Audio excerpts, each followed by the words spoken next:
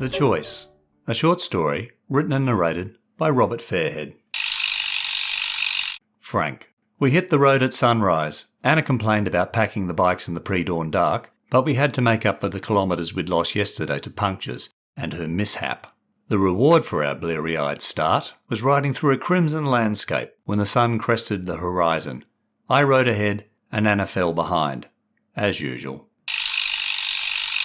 Anna. The 4-day tour was Frank's idea. We'd taken up riding after the kids left home, joining other mammals and morwills doing weekend circuits in the park. I grew to enjoy the rides and conversations at the rear of our regular group, while Frank rode up front, but I'd never contemplated a longer ride, and I was tired and sore after a dispiriting first day of puncture repairs and falling into a ditch. Frank.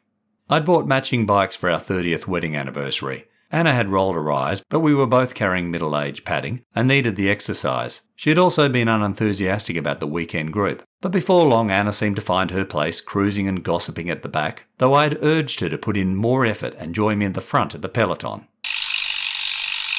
Anna. I should have stood firm and said no when Frank suggested we set off at dawn, but that's the story of our marriage. He hatches grand plans, ignores my protests, and browbeats me into following him. He was the same with the kids. That's why they moved out, and I couldn't blame them. I've wished for the courage to leave Frank several times too. Frank. Looking back, I may have pushed Anna a bit hard. We should have spent more time preparing the bikes and building up our endurance for longer daily distances. Maybe then she could have kept up with me, or perhaps I should have paced myself and waited for her. Anna. Frank disappeared around a bend, and I was alone again. For a few minutes I fantasized about doing a U-turn and riding away from Frank and our marriage, but instead I put my head down and pedalled harder. I heard a crow cawing at the roadside, and then the blast of a horn and squeal of tyres. Frank. I can't open my eyes, or speak, or move my body, but I can hear and think. I'm in a hospital. I don't know how long I've been here. An unfamiliar male voice said something about a coma. Anna's here too. I've heard her over the electronic beeps and wheezing of what sounds like a bellows. She's speaking again. Can you hear me, Frank? Anna. The police said the driver was blinded by the sun when Frank's bicycle crossed the road at the bend. He's been in a coma for 2 months. At the start, doctors warned me to be patient. Now they're asking for my signature to disconnect life support. I half expect Frank to wake and tell me what to do. But for once, it's my choice.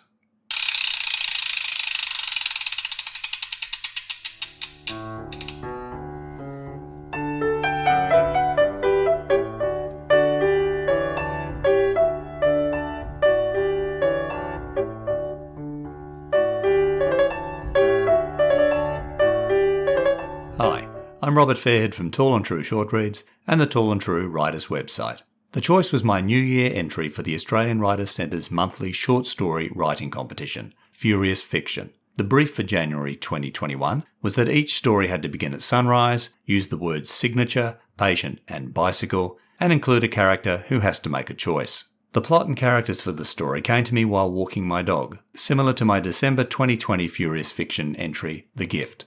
I decided on a middle-aged couple on a bike tour that goes awry, and I wrote it as a two-hander, with Frank and Anna's voices and thoughts revealing a shorthand tale of the ride and their life together. The sunrise start was an easy decision. The choice at the end was more difficult, and I leave it to the reader to imagine what Anna decided to do with Frank's life support. As for the final words in the Furious Fiction brief, I like playing with positioning them in my short stories, and this time I held off using the words until the final paragraph. Did you hear them? I hope you enjoyed your short ride with The Choice. You can read this and all my short stories, blog posts and other writing at tallandtrue.com.